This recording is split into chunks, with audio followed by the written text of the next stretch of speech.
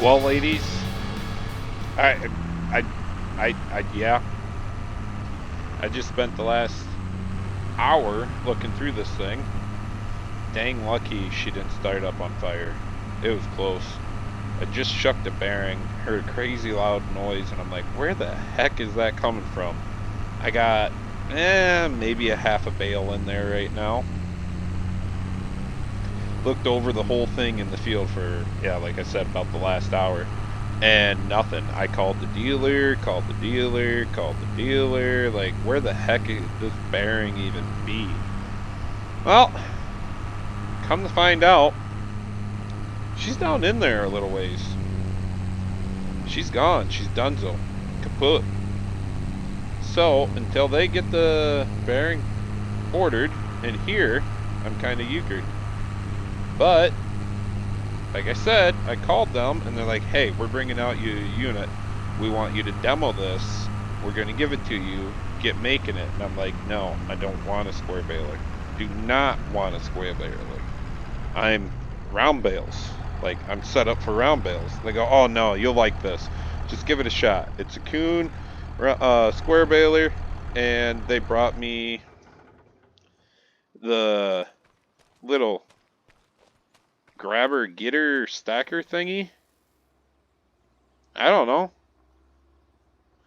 But whatever. We got to hook the 7R up to the baler, go get that taken care of, and then we'll probably put the 55 series on the stacker. They said it doesn't require a lot of horsepower. It's a draw on the PTO, but not like a lot of horsepower. And in the meantime, hey, you were not supposed to fall off. Come back here. That work? Okay, mine. Give me. No, I'm not detaching. I'm attaching. Not detaching, attaching. So the issue is I don't have the forks set up for square bales. And I don't like the idea of that because the single square bale is not bad with these forks. If I'm going to put multiple bales on with these forks, I need the bars that go vertical so that way I can actually maintain them. We got the corn in the ground, so she's growing. Got the backfield planted, so she's growing. We got hay down, rain coming, just like normal every time you make hay. But he also hit me up and goes, hey, you got that nice rake there, wheel rake there. How about you come in and buy this merger? I'm like, well, what is it? He goes, it's used. 2 years old. The tines are pretty good on it yet. And I'm like, whoa. You can't say the tines are pretty good. Either they're good or they're bad. One or two. He goes, well, they're good. Okay, so what's the deal what's the deal with it? What are you going to give me for it? Everything. So I don't really know where we sit exactly. I might be getting a merger for my second cut. Might not. We'll have to see how this whole square bale thing goes. I'm really not ready to give up my round bales yet. Like I said, I got everything going for it. Now I have to go buy a flatbed trailer to pick up my round bales. I do know there's a decent 24 foot bale. I shouldn't say bale trailer. There's a 24. Come on. There's a 24 foot gooseneck flatbed out there. So when I go pick up my bale spears, I'll have to grab that. I cannot talk today for the life of me. But where's the dinghy? Is it not gonna ding? Does it not ding? Oh hey, it's not a Kuhn baler, it's a Claas baler. Come on now.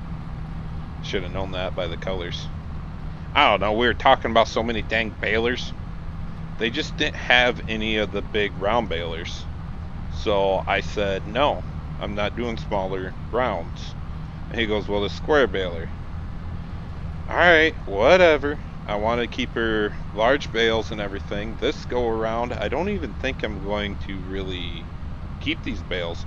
I was contemplating the second cut, we might just chop it. get the custom chopper here, because I got bales up the wazoo over there, and until Giants fix their crap of a game and make the animals produce manure, there's no point in having animals. All I'm doing is feeding them.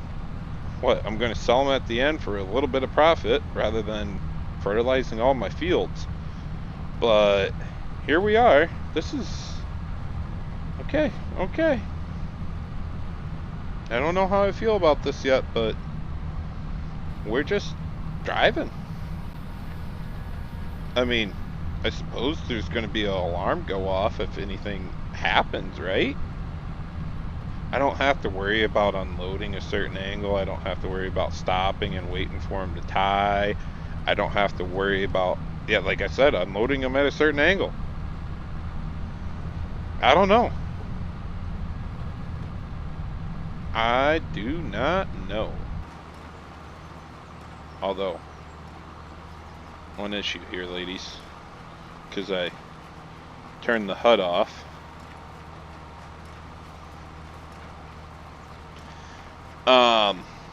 Alright, so we can go to 240 bale. We're going to do a 240 bale. Now we're going to shut the HUD back off, okay? Now we're going to get back into role play of the game. Shh! Never happened. But yes, I might just have to go with a big square baler. It's almost the way to go over here in the hills. Because I'd like to put this field that doesn't have that big of hills in it to corn next year. Or at least soybeans. I got to keep my rotation going. And if I was to put alfalfa in, that would be a 5-year rotation. Where right now, with pretty much just grass and clover, I'm still getting the benefit. But I don't have to do the 5-year rotation as much. So I don't know. I don't know what's going to happen with this one. But anywho, we're just going to keep pumping out these bales and hauling the mail. I mean, burning right through at 17 kilometers because, you know, Giants has to make everything still them, even though we have some U.S. things in here standard. Fix it, Giants. If we go U.S., then it better be U.S.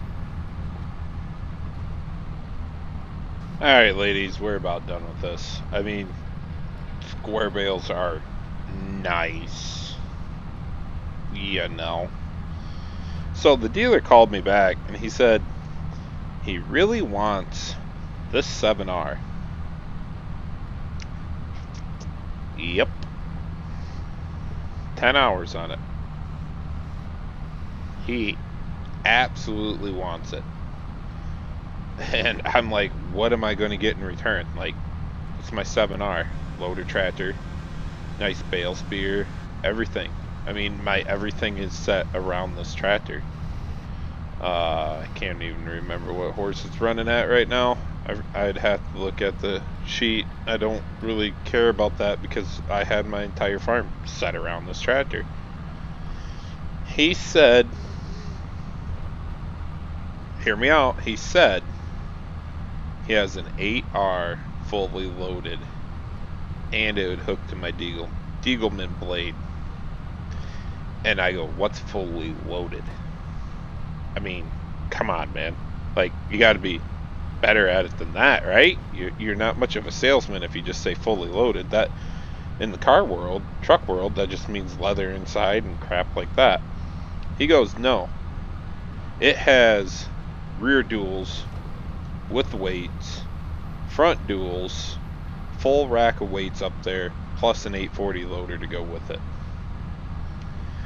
Okay. I guess that's the same thing I got here with the 7R, right? And I'm supposed to be going back that many years to an 8000 series. And what? I mean, like, why? Why would I? I guess it's a bigger frame. Maybe it's slightly bigger frame, a little more weight, but not much more. I don't think any more horsepower. I thought this one was about 300 and some.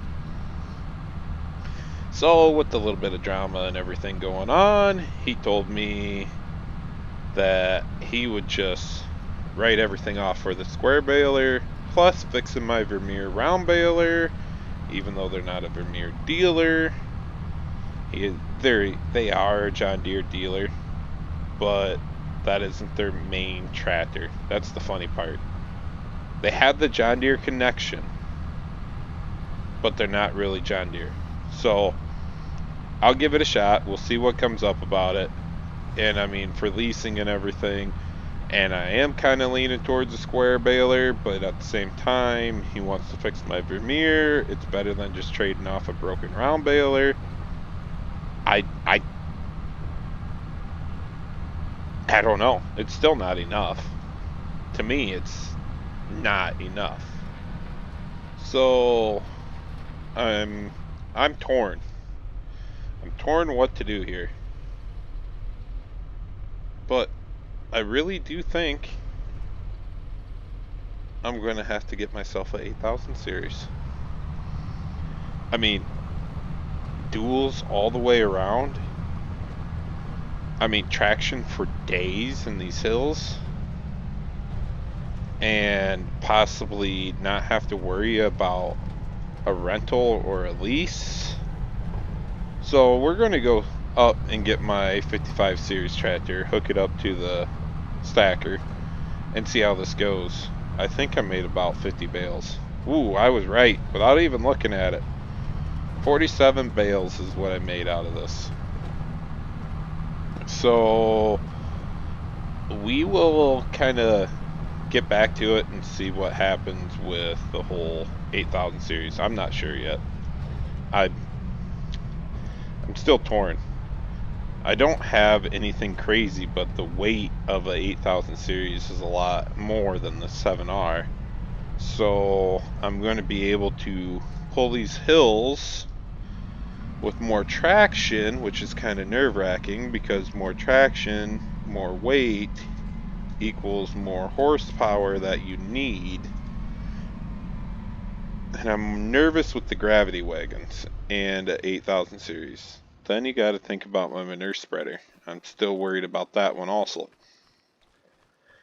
But at the same time, it'd be a great move because maybe I can squeeze them for a little cash on top. We'll be talking more about it.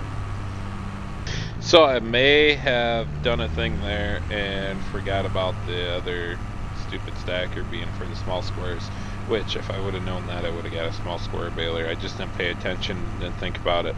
I thought that was a little 4 stacker. It would have been really nice to use.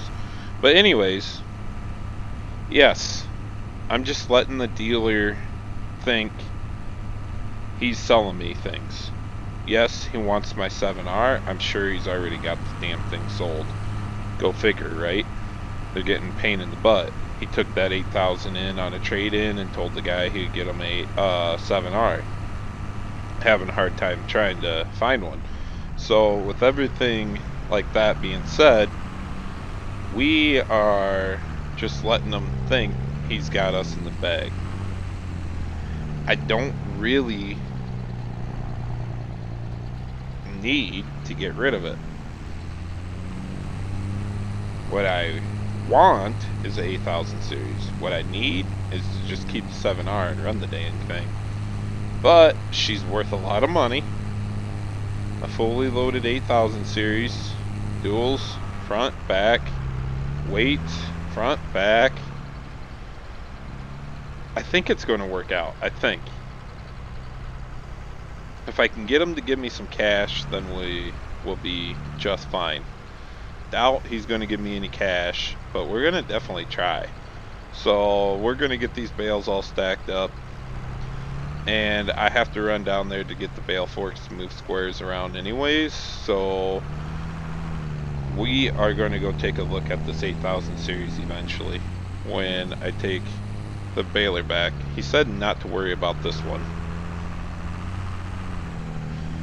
The stacker wasn't a big deal to him, so I will be putting this back at the farm, but 55 series is tugging along here a little tough. And I'm not going to get crazy tall stacks out of this because I got to be able to make sure I can reach it. And right now we're sitting at 6. I thought about doing 4, but I think I'm only going to keep it at 3. So let's see how this goes. I've never ran one of these before.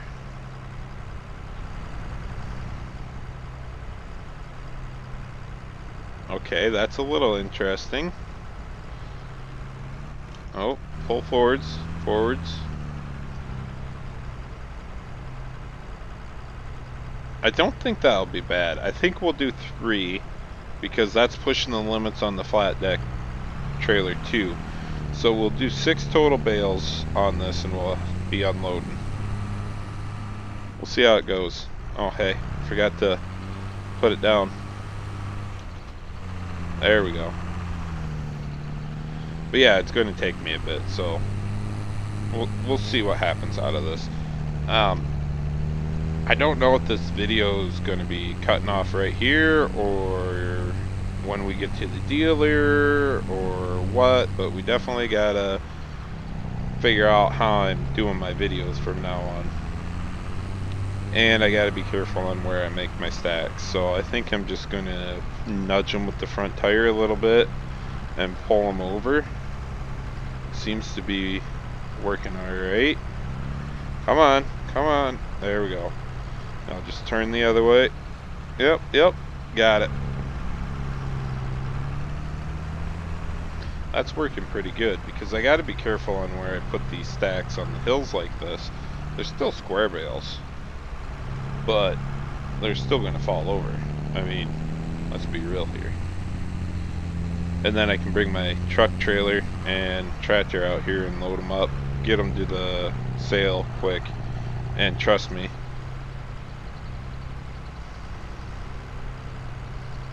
okay. I guess I didn't know there was a difference between those bales and the other bales. Whatever, boss. But yeah, we got to get these to the sale before it starts. So I'm going to be working on these quite a bit here. And you never know where I'm going to go. Like I said, I want an 8,000. Do I need it? No. But I want it. I'll bring you guys back. Yeah, we're just going to cut this video off right here. I got a lot of work to do. We're going to bring you back with it. And I will tell you, I guess then, what I end up doing. Till next time, ladies.